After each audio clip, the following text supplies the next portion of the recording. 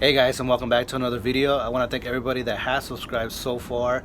That lets me know that you guys are enjoying the video, so I'll continue to be making more. For this video, we're going to go ahead and paint a custom controller with the Betrayal.io game theme. So let's go ahead and get started. It's going to be a total of 2 controllers.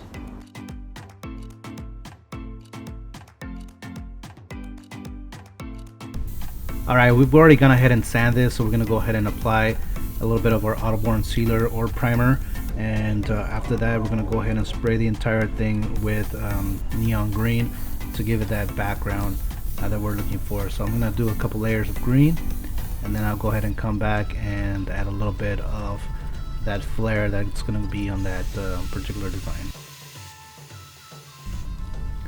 Don't forget to dry in between each layer.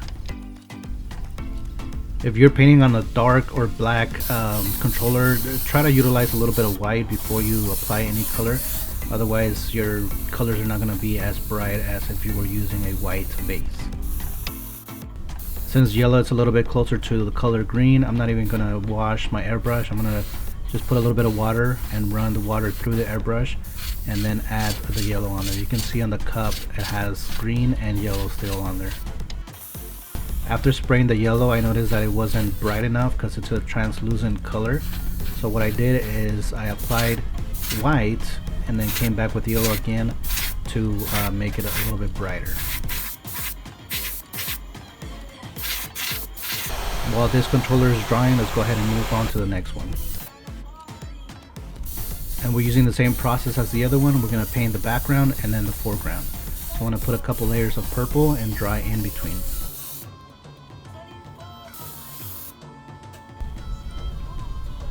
I found a little piece of dried paint, so take some tweezers and pull that out before you continue. It's better to do it now than later.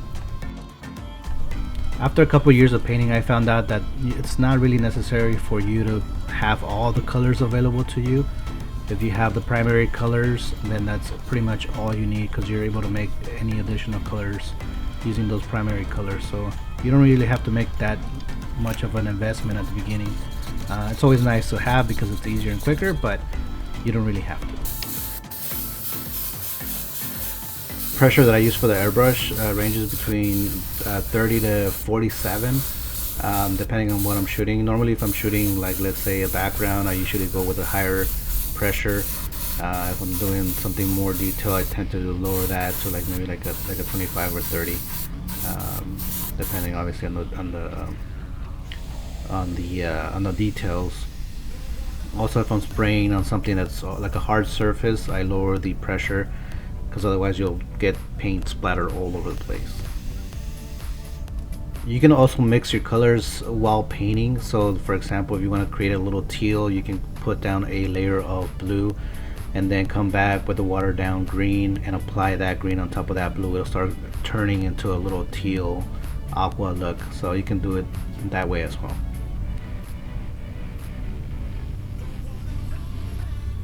Alright, so what I'm doing now is I'm taping the entire controller.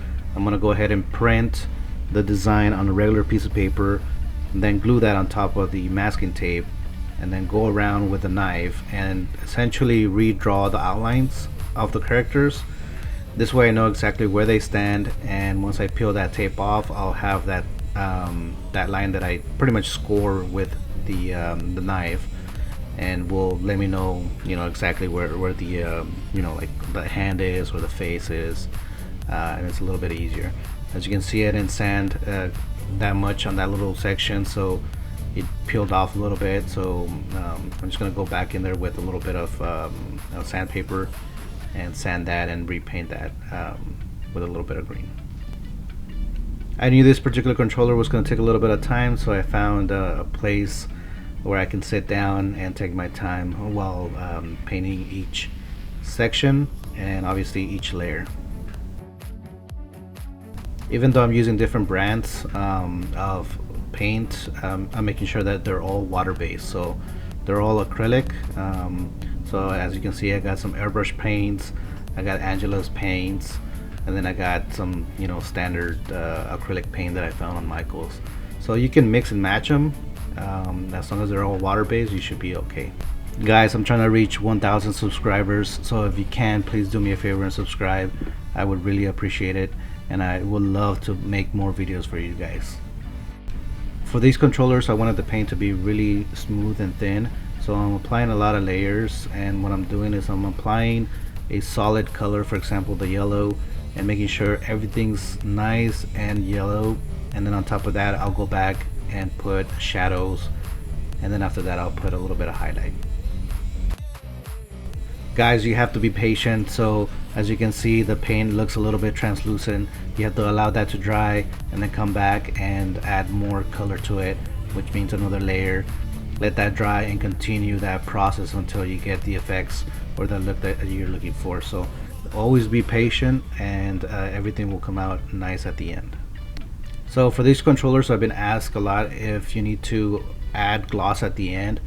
I highly recommend it. You're going to be touching the controllers a lot with your hands. You know, you might be tossing them here and there, or something might drop on them, and you really want to protect that artwork that you put your time into. So I would highly recommend to gloss them. If you don't like the glossy look, they also have like a matte finish, and that also will protect your controller, or pretty much anything that you paint. You want to always protect it. The acrylic is pretty good, it does last, but it's meant to be on canvas, and obviously you want to protect it. While the most popular finish would be glossy, and obviously would be from spray can, but you can also find it in a brush form. You will have brush strokes because that's the nature of using the brush. This is why I always use a spray can or an airbrush to apply my finish, so it looks nice and smooth. But they do have different paintable or brushable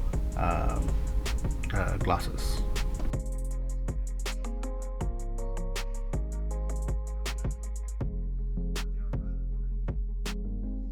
Alright guys, we're almost to the end. All we have to do is apply a little bit of highlights on certain areas and we're good to gloss. So let's go ahead and do that, allow that to dry, and then add some gloss.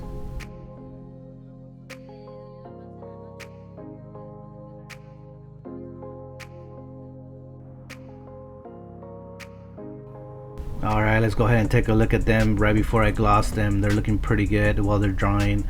I really like the way the colors came out. They're very vibrant, and the reason for that is because we have white base underneath those controllers.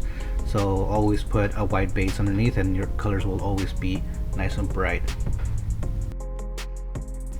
And the gloss is on and it looks pretty cool. Let me know what you guys think. I think it came out pretty nice.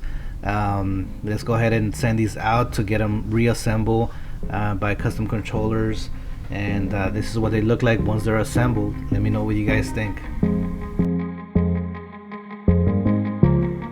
Alright, and there you guys have it. Hopefully you guys enjoyed this video. I just want to remind everybody that I do print in bulk, so if you have or need something for your company such as shirts and hats, we can definitely get that done. So hopefully I'll see you guys in the next video. Take it easy for now.